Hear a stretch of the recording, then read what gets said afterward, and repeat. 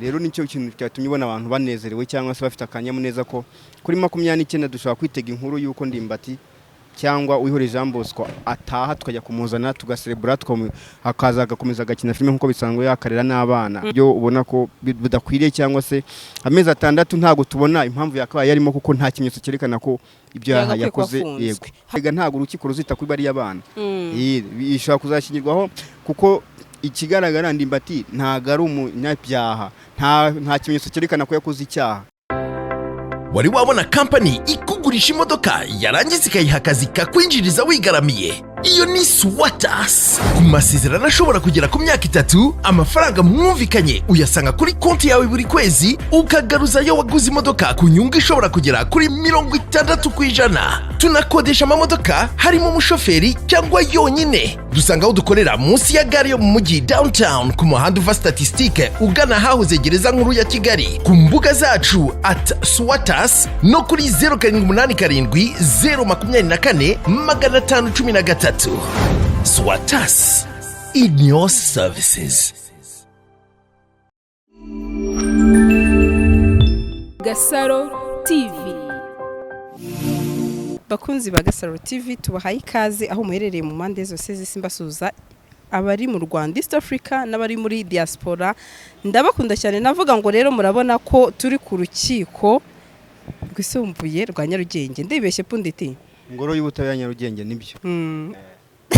Kuyiture bari ya hejuru se ntago ibintu by'imanza bajya bashyiramo kwibeshya sibyo rata somye uko byanditse.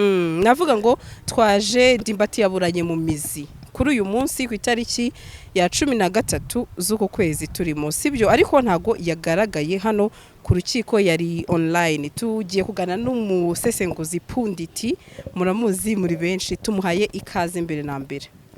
Urakoze cyane Sandra. Umeze gute? Nta mahoro nta kibazo. Uranezerewe urishimye? Ntago njya mbabara.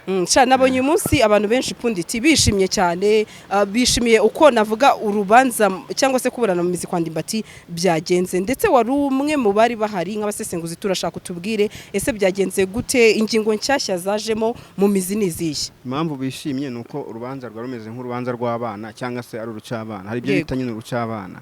Ubushinjacyaha iyo budafite ibimenyetso bishinja uwo bashinja, hanyuma umunyamategeko wunganira ushinjwa akaba afite ibimenyetso biruta by'ubushinjacyaha, nta rubanza rwa rurimo, biba ari ukwigiza nkana. Niyo mpamvu abonye abantu bishimye kuko ibimenyetso mu rubanza hakora ibimenyetso, nayo ni ibimenyetso, ntabwo hakora amarangamutima cyangwa izina umuntu afite, kuko ubutabera butangwa mu izina rya rubanda, ntabwo butangwa mu izina ry'umuntu runaka cyangwa ry'umuntu runaka.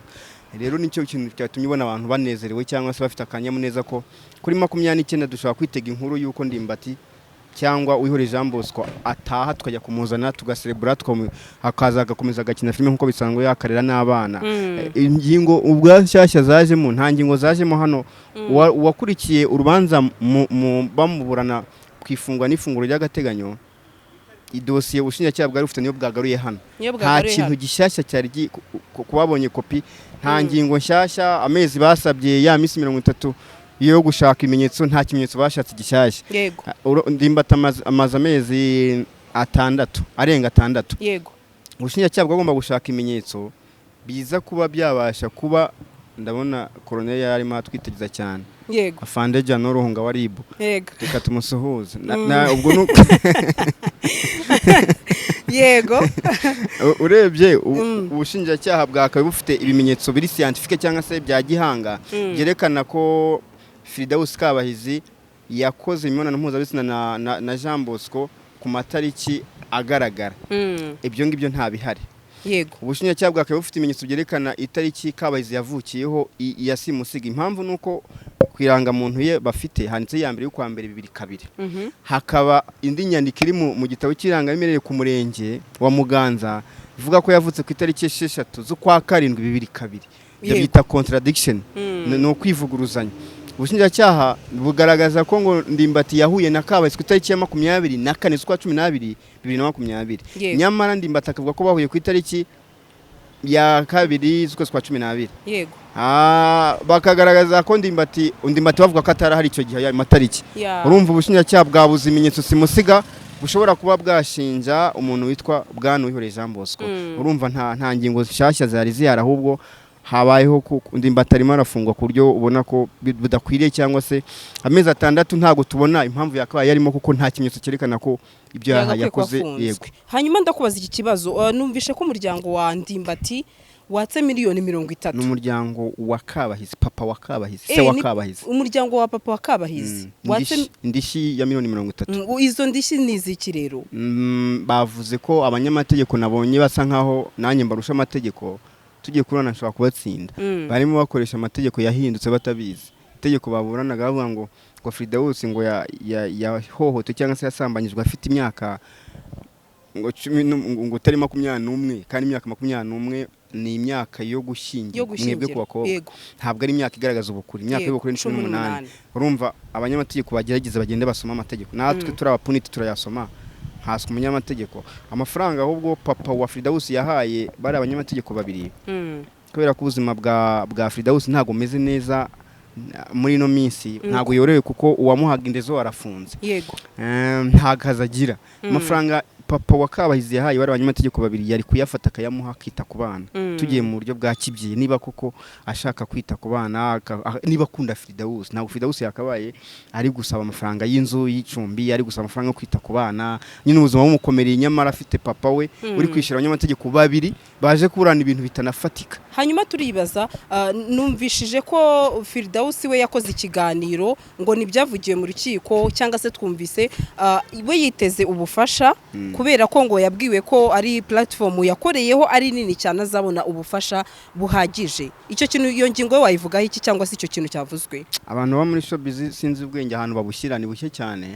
Ntabwo umuntu yagushwa ngo nukora ikiganiro ngo nzagufasha hanyuma oya uzafashwa, ngo uzafashwa, cyangwa ngo abantu baba diaspora zagufasha. Diaspora umuntu uzinduka mu rubura ajya gushaka amafaranga, undi akajya koza abapfu muri za muruge, undi akaba ategekwa gusinziza abakecuru, akabona amafaranga ari uko yaririmbiye abantu bashaje. Ntabwo yavuga ngo arafata amafaranga yaguhe ngo nuko warize kuri YouTube, ngo nuko ngo ufite ibibazo. Nawe ubwe abona amafaranga, ubuzima bwe buri mu kaga. Abantu ba hanze barabiza akazi. Reka dufate urugero, umuntu arazinuka ajya gutema ibiti Canada, araza gufata amafaranga yagufashije umwaka wose, ayabona igiti kimugwira akavunika, yabaho gute? Yagufasha no munsi kuko wakoze ikiganira akagira emotion, ariko ntabwo yafasha kabiri.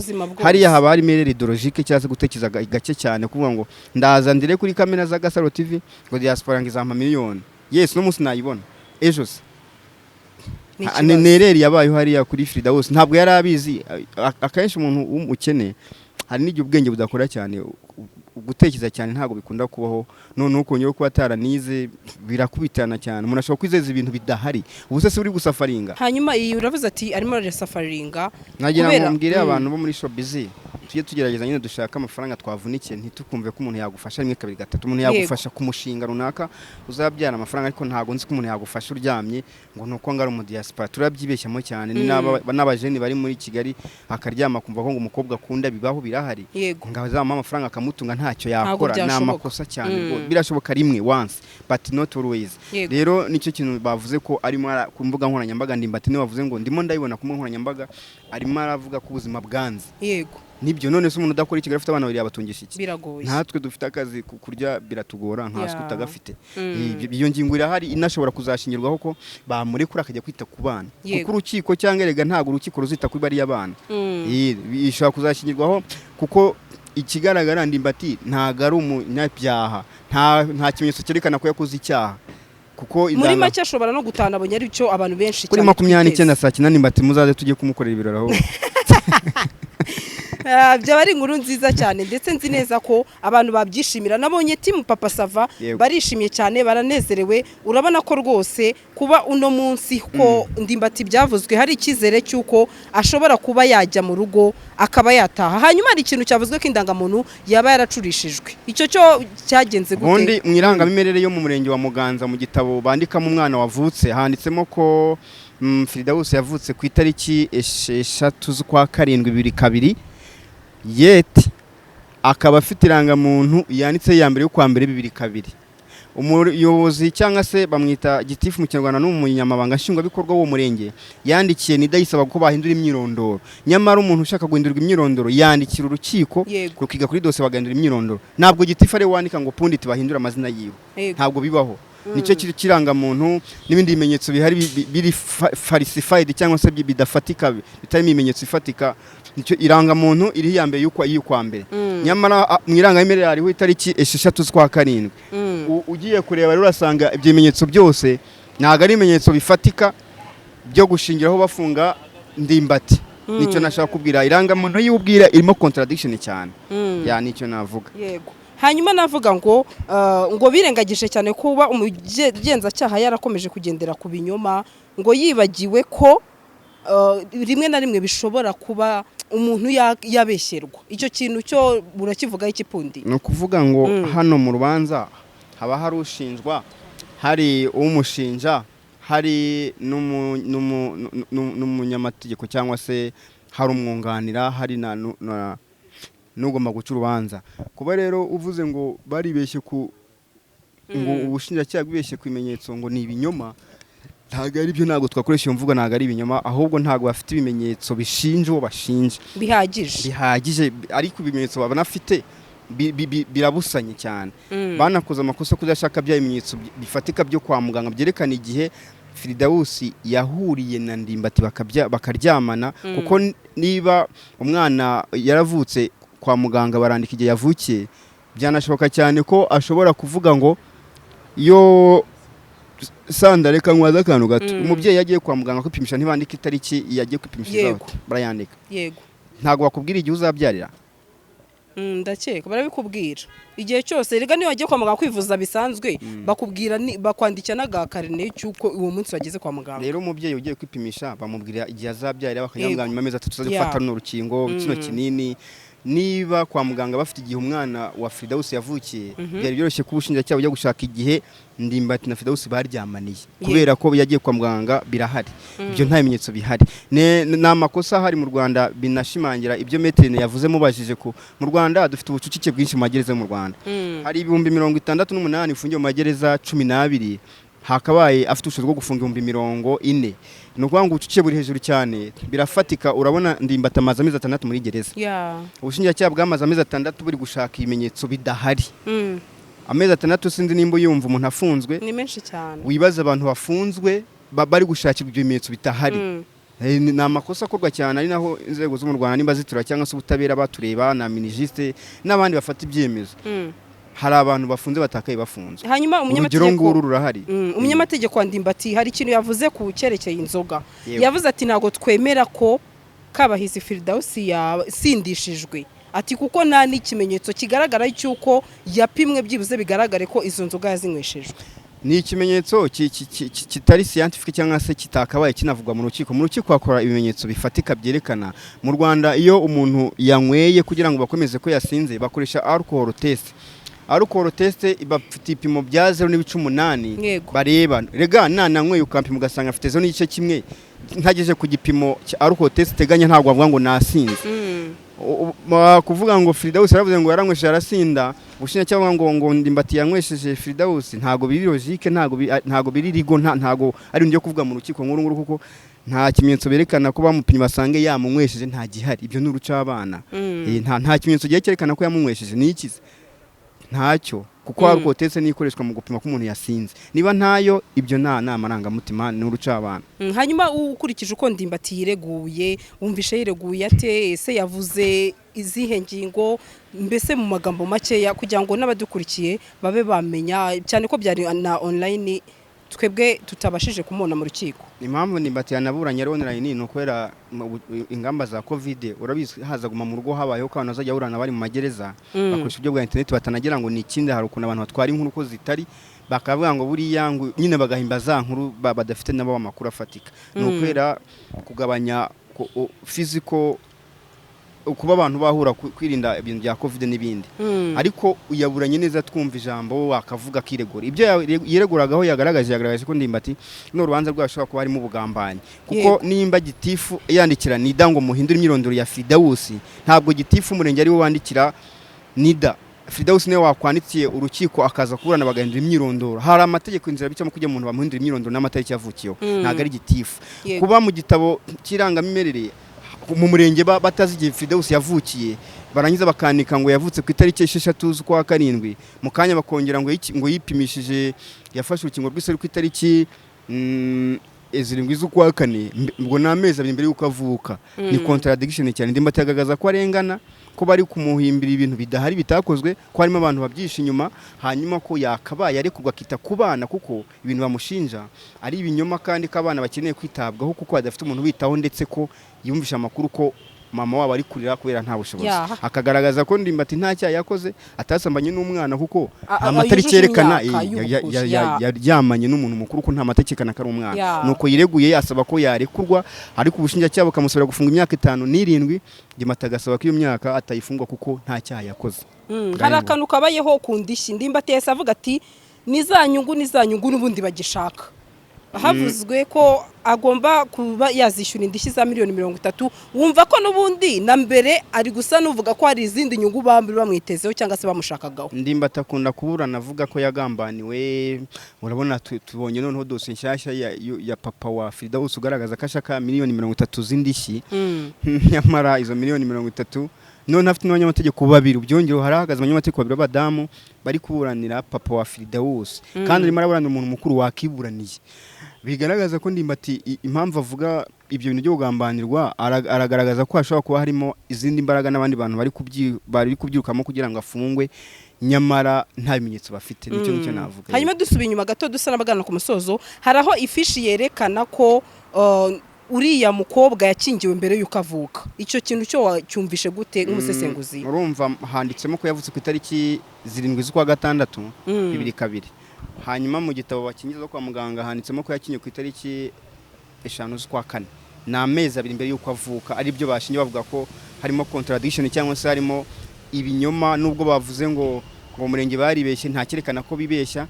Ntago bazanye icyo gitabo ngo barebe nimba hatarimo n'andi matariki bahimbahimbye. Ni byerekana ko ino dosiye ya Ndimbati irimo ibinyoma byinshi cyane. Hanyuma kuba uravuze ko yakingiwe hepatite B kandi icyo gihe itari yakabaho, ahubwo wongeraho ko mu irangamirire ko harimo ngo umudugudu, umurenge, ngo akagari, kandi byari secteur, biri commune, biri prefecture. Ibintu byose biri kuri dosiye ya Ndimbati bamushinja n'ibintu bidafatika, biri falsifié twavuga mu gifaransa, cyangwa se by'ibinyoma ariko bidashobora kuza icyo bitanga. Ikibazo nuko hariko gutinda cyane akamara igihe muri gereza, ariko ubundi ushize mu nyurabwenge Ndimbati ntabwo yakabaye afunze. Ndetse yanavuze ati natangiye gufasha umugore twabyaranye abo bana kuva yabimbwira kugeza ubwo yambwiye ati ndabona nasubira mu byanjye nkigenga. Avuga ko FILDAUS we ari wamusabye ko yasubira mu buzima bwe noneho akaba yakigenga. Bamwe baravuga batese yashakaga kwigenga ari umumineri, cyangwa se yashakaga kwigenga kuko n'ubundi yumva ko imyaka yaba yujuje. Wowe icyo kintu cyumvishe gute Pundi? Kuri iyo ngingo, kuri kesi ya FILDAUS na Ndimbati, kuvuga kwigenga ntabwo umuntu muto, ntabwo umuntu ureberwa yakusaba ko yigenga. Ureberwa ugikeneye guhabwa buri kimwe cyose. Birakumvisha ko ku ngingo y'imyaka yari mukuru FILDAUS, kuko niba ubwe yemera ko erega bonise mu Rwanda hari ubwo umwana yemerewe gukora muri alimentation. FILDAUS yakoraga muri alimentation, umukoresha bavuga ko ngo yatanye ko yarahinda imyitwarire akajya mubura. Aribwo ngo hari igihe atanaraga mu rugo. Ntago umuntu mu umwana yakorera amafaranga, ntago byemeye mu Rwanda. Nabwo urumva ko ari ukuvioratinga amategeko y'abana, kuko u Rwanda rwasinye ku masezerano mpuzamahanga kurengera abana. Ntabwo umwana yemerewe gukora, ni child labor protection. hari akazi umwana atakora, ntabwo yemerewe gukora amafaranga ku kwezi umushahara. Yazana utuzi, yazana imyenda, yazana isana akayoza, ariko ntabwo yajya gukora amafaranga ku kwezi. Cyangwa se mu rugo twababyeyi, ariko ntabwo yajya muri alimentation gukora akazi ku kwezi utaruzuza imyaka. Bikumvisha nyine ko yari mukuru. Ikibazo cya nyuma yuko nuriya mudamu yamusabye kuba yakuramo inda, ati ngewe ndifuza ko ino nda yavamo, sinifuza kuba nabyara. Ntabwo iyo ngingo nayumvisha mu rukiko. Ntabwo yumvishe? Ntabwo nayumvishe. FILDAUS asaba umudamu wamukoreshaga. Oya, ni Ndimbati wabivuze ko yiregura avuga ati ngewe ati yansabye ko no gukuramo inda, kuba narakuyemo rero iyo nda ni ukubera ko nta bundi. Icyo kintu yakivuze mu banza aburana ku ifungwa n'ifungwa ry'agateganyo, yarabivuze ko n'ubu yabigarutseho. Yego, impamvu Ndimbati yabungabunza abana be anabitana, anagerageza kubaha ibyo umubyeyi yakabahaye, nubwo hagizemo igihe bakaburana cyangwa se ntatanga indezo nk'uko FILDAUS nawe yabivuze. Ariko kuba umubyeyi umwana w'umukobwa yashatse gukuramo inda, ntago umuntu muto yavanamo inda. Birumvikana ko ashobora no kuba afite experience y'ibyo bintu, ahubwo yahuye n'umugabo umubereye ibamba akamuhakanira kuko Ndimbati yaba ari puru cyangwa se akemera gukurwamo inda FILDAUS ari kwivanamo urumva ko Ndimbati uko byagenda kose yagaragaje gutsimbarara ku gukunda abana be no gukunda uwo mukobwa ubundi se yivanamo agahwana nayo akanya twe kuba twarabuze undi munyarwandakazi urumvikana ko Ndimbati yageze kurinda FILDAUS guhera ku munsi wa kugera ku wanyuma. Reka dusoze ubwo ku itariki ya 29 dushobora kumva Ndimbati atashye nabonye na timu ya Papa Sava irishimye cyane abona ko byibuze hari ikizere pundi nabyo gushobora ni hatabaho amanyanga Ndimbati agomba kurikura kuko niba amezi 6 ashize ubushinjacyaha bwarabuze ibimenyetso bifatika ntago mu kindi gihe aribwo bizayibona nta bihari ntago rero kano kanya twakawe tuvuga ngo niba ubutabera butangwa mu izina rya rubanda koko nibatanga ubutabera Ndimbati afungurwe yite ku bana nta kindi saa 9 tuzaze gufata Ndimbati. Amena urakoze cyane pundi Imana igumugisha. Asante sana. Merci beaucoup.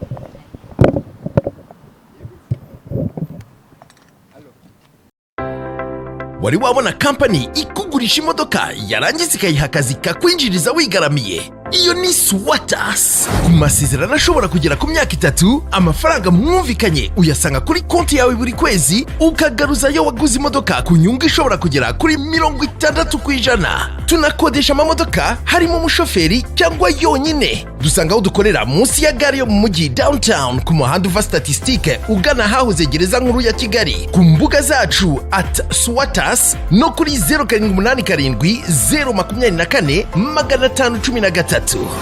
SWATAS, in your services. GASARO TV.